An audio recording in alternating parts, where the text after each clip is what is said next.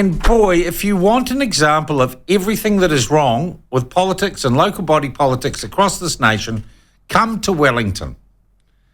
Come to Wellington, a city that's facing a massive rates rise. It needs 460 kilometres of its water infrastructure needs replacing or upgrading or fixing. It is just, we haven't got leaky building city syndrome, we've got leaky city syndrome. And all over the place, examples of incompetence and muck-ups are arising. Now, I would have loved to talk, and I've been trying to talk for 2 years, well, since her election, to the new Mayor of Wellington, Tory Whanau, who's got her own personal problems. But she just won't front. She only talks to people that are in her green bubble. But there is a guy who wants to be mayor. His name's Chung. He's a councillor. And look, I had one thing I wanted to talk to him about today, and then I looked and did some research and thought there are so many issues. And at least we've got a local body councillor who's prepared to engage on Wellington's issues. So we are joined again by the man he would be, Mayor Wellington City Councillor Ray Chung. Ray, nice to have you back on the program. How are you? Good morning, Sean. Bit cold out there this morning. So yeah, it is. Beautiful day, though.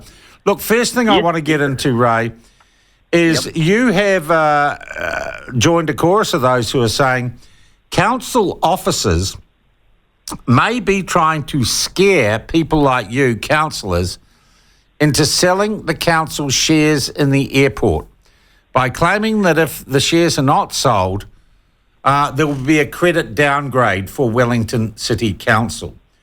What do you base that claim on, that they're scaremongering or fearmongering? Okay, I wasn't able to make that briefing that they had last Thursday because I had another meeting that I thought was more important, so I missed that. But I got the feedback from a couple of the others. They didn't say very much about it. Then I saw the article in the Post about it, saying that we had to sell the airport shares, otherwise we were downgraded. Now, if we downgraded, of course, then all our interest, all our borrowing costs are going to increase, and so it's going to put even more burden on. So it would be a very frightful prospect. Absolutely. So I looked into this and I thought, well, that's pretty scary. But I looked into it and I went back over Standard & Poor's report, and I actually sent Standard & Poor's a message which they haven't replied to me on yet because I just want to clarify a couple of things. And so I went back to read that report, and their report actually said they explained what the financial situation was with the Wellington City Council. So they looked at our borrowings, and they looked at our asset base, and they looked at our plan for spending money for, on the long-term plan or sort of next future. So what they're saying is that we've actually got to rein in our spending or increase our revenue. So those two things, because we're heading for trouble, we're heading for a downgrade, and in fact, they actually put us onto a negative credit watch. And right. But they said that we've got to get your spending under control or increase your revenue. So we came back and we said, we've actually increased our revenue. And of course, you know how that happened, don't you? They put the rates up. And so they said that we've got more money coming in now because we've increased the rate. So we're increasing some charges. Because the thing about a city council and government, of course, is that they've got this base of people who are compelled to... Right, does that mean, because rates are going up, that the negative credit watch is off? No, the negative credit watch is still there, but this is the implication or the suggestion in that article in the Post was that we've got to sell the airport shares because if we don't, we're going to be downgraded and then all the interest will go up. But that's actually not true. And so Standard & Poor's have said nothing about our airport. They haven't even suggested that. That's not even their job.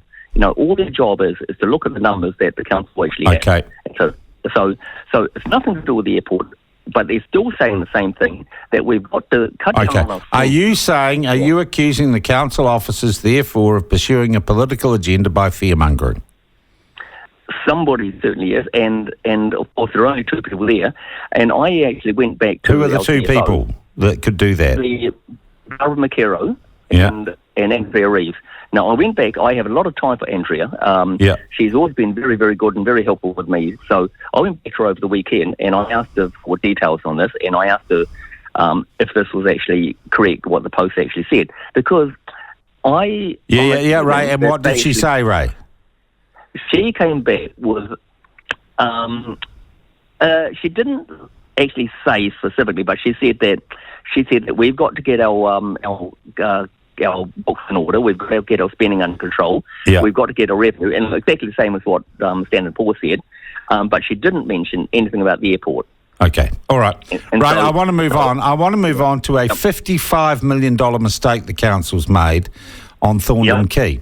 And as I said, there's about 460 kilometres of pipes in Wellington that need to be fixed. It's an absolutely mammoth task.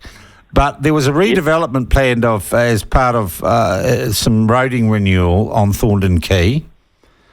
And it went ahead without realising that there was a whole lot of pipes that had to be fixed under the new road. This could cost $55 million. Do we know who made that classic terrible mistake? That decision was made to do that, I believe, from our infrastructure manager. Okay. And so they went ahead with that and didn't actually look at what was under the ground. Now, I think that was it was abysmal. It was terrible because the businesses down there had a copy of this report from Wellington Water from 2022, which stated gave the state of the pipes underneath and said that they would need to be replaced, within 10 years. And so, of course, they had this report. So they passed this report on to us. And we thought, why the heck are they doing this then? But have they built the road now? Is it too late? Well, we've actually put in a motion to actually put a halt on it until we actually investigate those pipes, and so that we don't have to do the job twice. Because, Okay, so the road hasn't been built, Ray? They're working on it now. If you've ever been down on the quay, you'll see. Okay. I don't go down there often. Yep. All right, so that could still be saved.